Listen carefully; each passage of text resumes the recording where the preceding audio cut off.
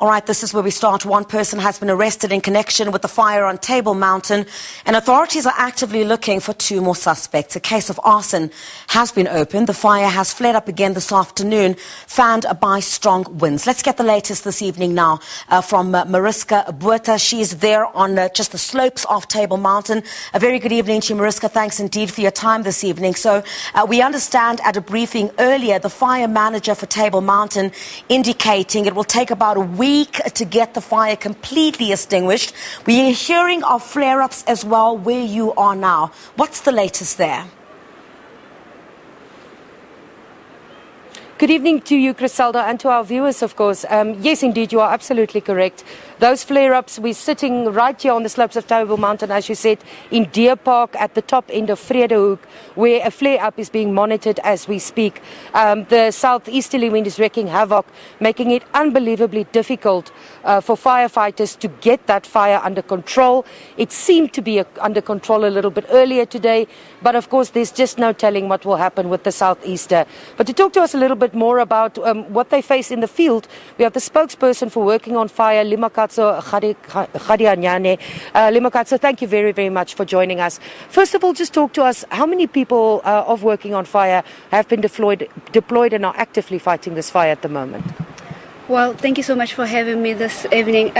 We have about 115 firefighters that are actively fighting this fire. They are strategically placed within different parts of the Table Mountain and other areas where the fire is currently raging. Not only firefighters that we also have 2 fire trucks, we have 2 SUs. We also have aerial resources that are on standby to be able to assist when required. What I can tell you is that from yesterday when this fire broke out, we were able to fly for 37 hours, dropping more than 400,000 liters of water. We were able to see progress there because we were able to see some of the raging blazes going out, like being extremely or being fully extinguished at that particular moment, especially if I can give you an example at the area behind the Grooteske Hospital where the wind was blowing, everything was just getting out of hand, but our aerial resources, we have 4 choppers and a spotter that were able to put those flames out. Unfortunately today the wind is too strong, that aerial support cannot fly. And you were telling me about a harrowing moment for you earlier today, talking about those flare-ups and how quickly it happens. Tell us about that. What happened with you? You were on the slopes of the mountain yourself. Earlier today, I was on the slopes of the Table Mountain where we are just on the other side above Newlands. I was working there with our firefighters from False Bay team. It was just a normal, just observing, just making sure there aren't any flare-ups that would take place, and within a split of a second there was a huge blaze in front of us and the wind was blowing the blaze towards the firefighters. They had to run for their lives. Luckily through our training, the training that the guys have received, they were able to find an escape route and were able to escape without any injuries, and they identify an area, a safe area where they can be able to fight that particular fire, and they were able to attack it from another direction. That's absolutely miraculous, and we're very glad that nobody got hurt in that instance. But talk to us, what goes through your mind when you're up there? Yes, you fight fires, it's a passion, it's a calling, but still, fear must be part of it. What is it like when a situation like that erupts?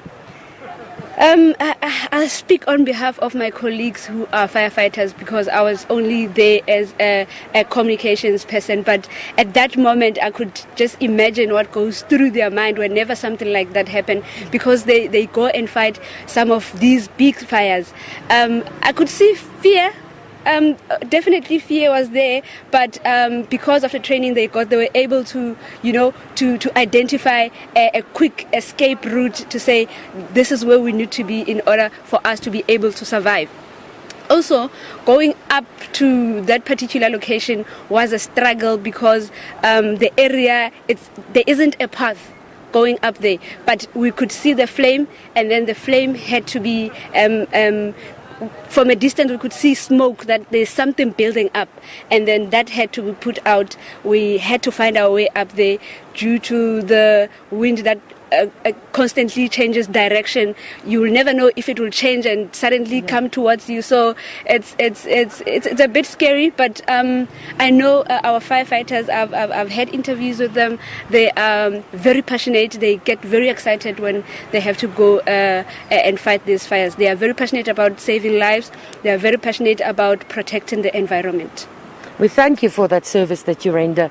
Limakatso, just to get a sense from you, are there still road closures? Are there still no-go areas in Cape Town that people should avoid at this point in time? And do you know of any private property that has perhaps been damaged as a result of the fire? We know about UCT, we know about Mostert Mill. Can you just talk to us about that? Road closures, maybe areas that people should avoid still at this stage, and any private property that was damaged? Well, at this moment, the only road closure that I can talk about is the one that I used when I was coming this out. I was coming from the Newlands area. I can tell you that the M3, the parts of the M3 is closed to traffic. Only emergency vehicles are allowed to move in that area. Earlier this morning, I was part of the IC. There was quite a lot of roads within that areas that had been closed, but unfortunately I can't give you the particular names of the roads at the moment. When it comes to properties that were destroyed, also in that regard, I can't give you exactly what properties were destroyed, but we all know that UCT was destroyed. We are very happy as working on fire to put it out there that our chopper had dropped 15,000 liters of water to put out the blaze that was raging in that area at the UCT. So we are very proud to have been able to save whatever that is left there and be able to save lives and some of the property in that area. Thank you very much. Limakatso Kharianyane talking to us from Working on Fire, explaining to us what it takes to be out in the field and the difficulties they face in fighting a fire like this that's completely unpredictable and will most probably still burn for the rest of the week.